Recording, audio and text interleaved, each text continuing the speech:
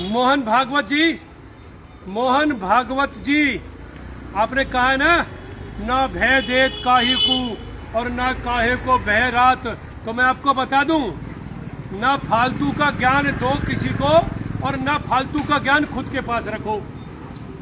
एक बात साफ साफ सुन लीजिए सभी बाबा बवंडर की, कोई भी सत्ता ऐसा कोई जनसंख्या नियंत्रण कानून नहीं बना सकती जो इस देश में समानता से लागू हो सके। ये मेरा व्यक्तिगत मत है, मुझे बोलने का हक है, उसका प्रयोग करते हुए बोल रहा हूं।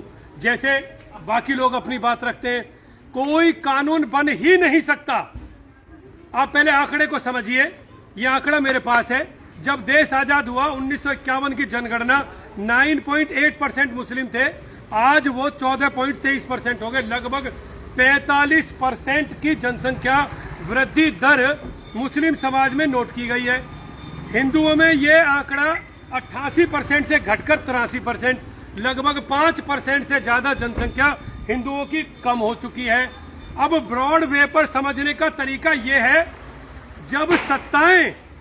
जब सत्ता पर काबिज हुआ जा सकता है सिर्फ उंगली से बटन दबाने से। और उंगली पर बटन कौन दबाएगा? जिसकी उंगलियां ज्यादा होंगी। उंगलियां ज्यादा किसकी होंगी? जिसकी जनसंख्या ज्यादा होगी। जिसकी आबादी ज्यादा होगी उसकी उंगलियां ज्यादा, उसकी उंगलियां ज्यादा, तो सत्ता उसकी। आप बोल क्या रहे हैं? आप उल्टा मत चलाइए। आप जो भी कानून बना ले, चाहिए आप सरकारी नौकरी रोक लो उनकी, आप कह दोगे मैं राशन नहीं दूंगा, मैं ये नहीं दूंगा, कुछ फर्क नहीं पड़ रहा। उन्हें ना सरकारी नौकरी चाहिए, ना राशन चाहिए, ना उन्हें आपकी कोई मदद चाहिए। अगले 20 साल में सत्ता चाहिए, और उस सत्ता तक पहुंचने का तरीका है उंगली से दबाकर सत्ता को कब्जा लेना। वो समय नहीं बचे अब। वो समय था जिस समय बल पर, बाहुबल पर सत्ताएं ली जाती थी। आज सत्ताएं सिर्फ बटन दबाकर ली जाती हैं। तो जो ये सोचकर बैठ गए हैं कि पॉपुलेशन के दम पर वो सत्ता में काबिज हो जाएंगे और उसके बाद वही हाल होगा जो कश्मीर में हो रहा है। सबसे जरूरी, नरेंद्र मोदी जी, जनसंख्या नियंत्रण नहीं बन सकता। जो भी कानून आप बनाओगे वो हिंदुओं पर ही लागू हो जाएगा। हिंदू ऑलरेडी पहले ही एक बच्चा पैदा कर रहा है, वो बच्चा ही पैदा करना बंद कर देगा। ठीक है, ऐसे कानून की जरूरत नहीं है। ये मेरा व्यक्तिगत मत है। मैं बिल्कुल सहमत नहीं हूं मोहन भागवत जी से इस बात से कि जनसंख्या नियंत्रण कानून बने। जो बनना है वो ये है, वोटिंग राइट।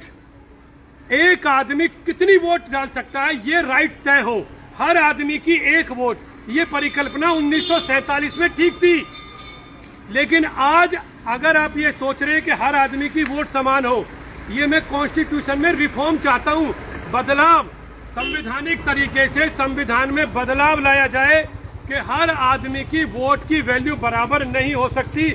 जैसा कि हम देखते हैं विधान परिषदों में, वहां हर आदमी की वोट की वैल्यू अलग है। आप जब तक ये तय नहीं करोगे कि कौन आदमी की वोट कितनी डल सकती है, क्योंकि यदि सिर्फ उंगली दबाने से सत्ता मिल सकती है तो ये सत्ता पाने का सबसे आसान तरीका है। और जितनी हिंदू बहन बेटियां हैं उनको ये बता देता हूं कि जिसने 5 प्रसव पीड़ा नहीं सही वो अपने आप को हिंदू बहन बेटी ना कहे। मेरे से गुस्से हो सकते हो, आप गाली दो मेरे को, मैं आपको सलाह दे रहा हूं, समझा रहा हूं। 5 बच्चे कम से कम पैदा करो, कम से कम, ताकि हमारे पास भी बटन दबाने के लिए उंगलियां हो। बिना उंगलियों के कुछ नहीं होने वाला है। आप सभी लोग ये बात समझ लीजिए।